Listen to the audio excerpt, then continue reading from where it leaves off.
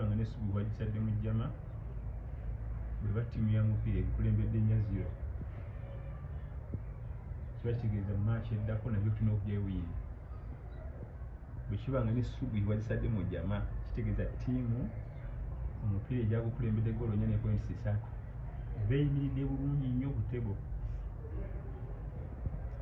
Naye zinasambako omupiira buli omumala okuwangula mu maaki kocha bagaa nti kati ate bino byonna sinnabibala eddako bye mbala kati amakulu focus kati ere ku Aswiri si kulwa ng'etuitako mu jjama. Bwe omala eno n'ogaa nti alhamdulillah nsobodde kati Aswiri omuntu bamuggyaamu aballa mu ki ddamu n'odda muli niyo jjama agyetaaga abaami jjama. Era ebimu ku bitemesa riziki zaffe tokwata solatul jama. Bwe otereeza solatul jama bingi bitereera mu bulamu bwo. Bwe otereeza ejjama eby'essente bijja tereera, eby'emirimu bijja tereera. Naye ffe kennyini tulina kutereeza byatutuma twagala ate atereeza ebyaffe. Byakutuma byennyini tonna bitereeza ate gwe akugulirawo buli kimu mirimu gitambule kashi omukwate mwana mutavuga muuka ya bbeeyi ani akulimu. Olina okusooka okutereeza ebibye naye atereeza ebibyo. Hassan al-Basri emu ku munyenyeza ummaga nti buli okerera essala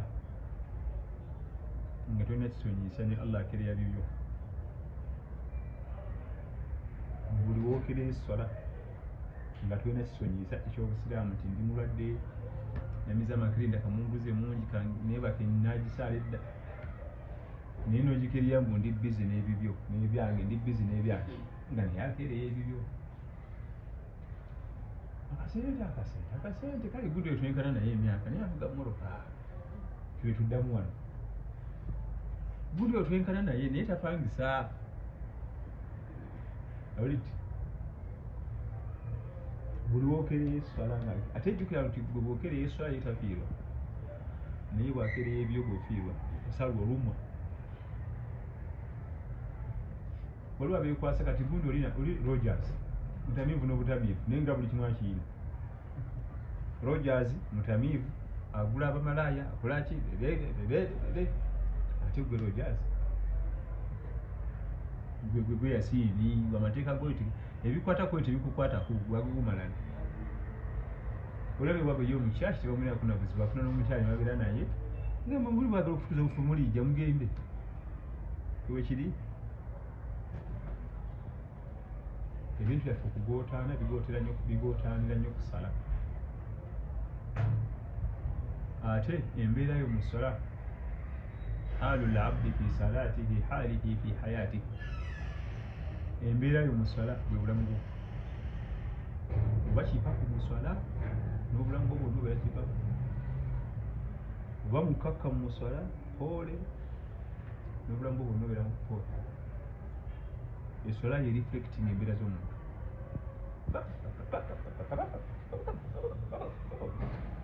Era yomubisipiyo osanga kipaku ate ku nsi muno teyayagala kipaku. Kubanga buli kimu ekyonna buli kimu omuntu apakuka ayonoona. Ate obwangu oba bukubirizibwa waliwo obwangu n'okupakuka biri bibiri byawukana. Obwangu kwe kukola ekintu nekitereera mu kaseera akafunda ate okupakuka kwe kwonoona ebintu mbu oyagala bimala bangu bira nobyonoona. Kati kipaku si kirungi. Bw'obeeranga mu ssala kkakkana n'obulamu obusigadde ojja kukkakkana. Okumanya essala Allah asaze buli okukakkanira mu ssala otuuka n'abantu nga bakyampalina bonna nobakuwulirwa okukkakkana mpola mpola kiki tanti ono twateeseza 5,000 ate ampa 4 kyakwata 10,000 kimwekuba embeera yonna n'ogikuwulira nga tomanyi nabamanya. Olwo osanga wa boda boda yambalaganye ne kasitoma bagambye 5 lwaki ompa 4 nebakuwuliriza. Kati tulina okunoonya obukkakkamu ennyo mu ssala. toyinza ssanga muntu ng'asala kipoole ate nga mu bulamu bwapakuka, tekisoboka. Oba n'omusanga apakuka musala ng'ate obulamu bwali kkulu, tekisoboka. Embeera y'omuntu musala y'embeera ye. Ate kyemaliza nakyo, embeera y'omuntu mu nsi muno y'embeera ye mu ntaana. Omuntu agenda okuba nga ku musabagala ne waasiwaasi ali stressed, alina pressure, ne muntu anagenda kubeera nga alina stress, kweraliikirira buli kaseera. Buno obulamu bw'owangalira bureflectinga life yo after death. Bw'onokkakkana wano ne bamukakkamu, neeri ojja kuba mukakkamu. Bw'oneestressinga wano neeri bw'ojja okuba, kubanga ebistressinga bwononefu. Kambawo ekifaananyi, nze ndi musajja mukulu, era wano we tuli bagamba omuvubuka nti reception waliwo omuwala alina omwana, ayinza okuyina noonya waayita wano. Kitegeeza obulamu bwe ali stress, alina ebimutera ku pressure. Era ebyo byennyini ebyo bino omuntu alina mu kagulu. So nga lwo gwenza okugamba nti reception waliwo omwakyala alina akaana akwagala, nti mumuleete gyatulewo mpolampola. Lwaki oli anoonya waayita wano amanyi byakola, hatta ne bwoba omulimba mulamuga nti waita obuuka geeti twali tusaaga.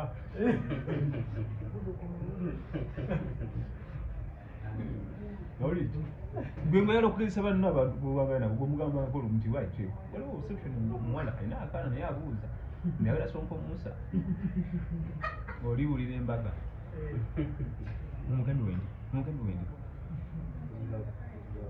nze sikyakulabirako kuba ntajja kunyiiga, naye ebyo birabe nebikuteeka ku stress.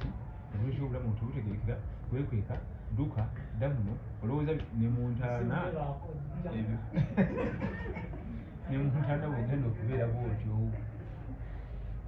Maliriza nga mbagamba abavubuka baffe nti okuva ku myaka 20 mpaka emyaka 40 weegendereze nnyo laafu, ekozesa ensobi. Okuva ku myaka 20 mpaka emyaka 40 weegendereze nnyo ensonga za laavu, kubanga omubiri guba guzirimandinga nnyo, ate nga muli mistakes ezitagambika. Eddakiika 5 zikuleetera okusasula school fees paka lwolifa, naye nga n'ebyali mu ddakiika ezo 5 tojjukirako n'ensi, ate nga ne school fees ozitwala ku poliisi. Ddakiika meka nga n'akawomereza akali mu ddakiika ezo 5 nebaga nti tunyonyolemu ebyalo tolina neeki. Weegendereze nnyo nnyo bw'oba oyagala emirembe, bw'oba ng'oyagala okukomba ku mirembe egiri mu nsi muno, omukwano gugende kitono wadde gwe guli active mu mubiri gwo. Ekyo Allah akikola kigenderedde n'agukola nga guba active nnyo nnyo, alaba obugumiikirizaawo. Tiyagukola nti guli active ogukozesa, ayagala kulaba bw'ogenda gukontrolinga. Bw'oyagala ogwa applyinga oba okola mistakes, ate zonna zakusasulira. Tewali n'engeri ojja kuyitako buyisa obuliri. Ojja gisasulira financially, ogisasulire economically, spiritual, buli department.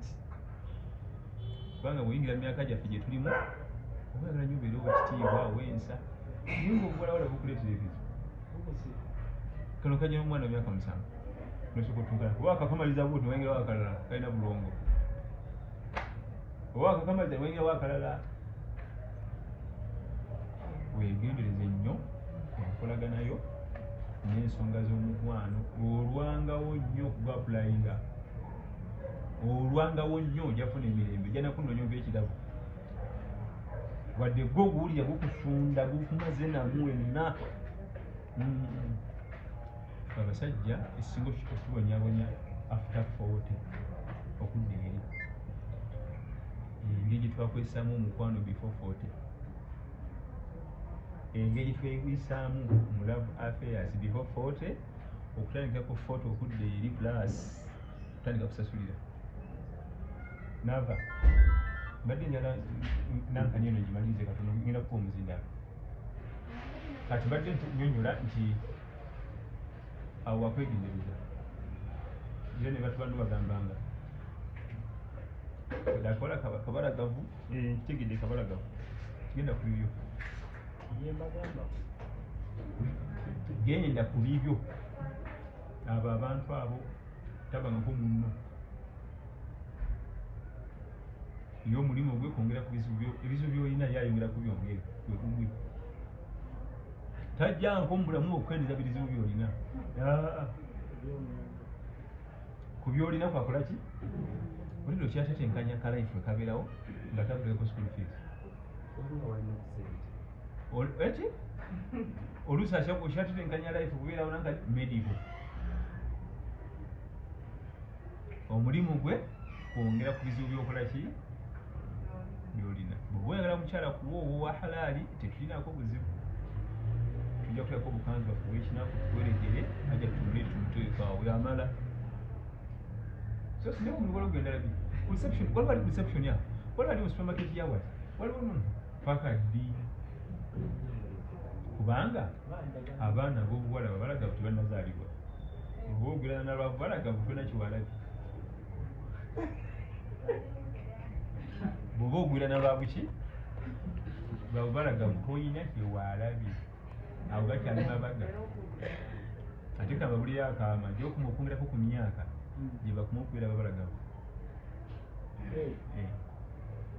era nze kyatuuka level nekintabukako nembuuza odokita omu yali atusomese lwaki ate bwe tugenda tukula nti bayongera okuba babalagavu nanga nti ansi eri egi okendeza ebisanyizo bw'oba muto mulungi mumyufu akayindo akati tiga kati lwokula bino bisaliika kakana ng'osigaza ebyo ekivaamu nga nayo bigwerawo ddala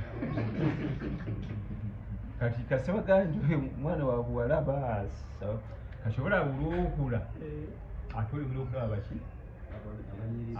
abanyiri ababa bangi nnyo kubanga bwe ebisanyizo bituuse nebigwerawo ddala wezija kuga nti omwana wa buwala oluliko luti kibayita omusajja arrajulu alqawi kwekulumira ku bakyala mulaba omukyala olina sente zo weziri wano nga naye kenyini feesi esoma nti eri redi kubanga era ogisoma n'ogiraba otambula n'ogenda ogate omusajja asobola okuguma n'amiira pini esente ozirina akulaze feesi nti ali redi kyonna kyoteeka ku mmeeza agenda nakyo nomuyitako naye luli omwaka ne gugwa bwali oyo ajja kukomba ku mirembe giri mu nsi naye ogwirana nono wakalaba ono ku supermarket waliwo ali ku share waliyo abasajja nga amafuta aganya ku station egi naye nga tewali kirala kimuleetawo waliwo akawala nga ne waba aliwo agivuga mpaka afita waliyo abalala nga shopping agikola mu supermarket egi mulimu kawala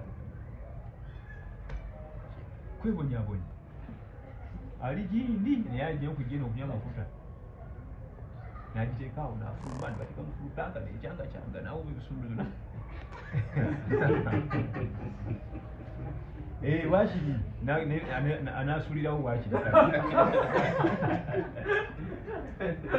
esanirwa jimu oyita yakusaaga kale bannange mukama waffe waali nanyini programu eno okuza musenze ziwe bugambo enjagadde obajjukiza kamupasa akazindaalo ate ye siniya wange agatte ku bigambo ebyo. Salaamu alaikum.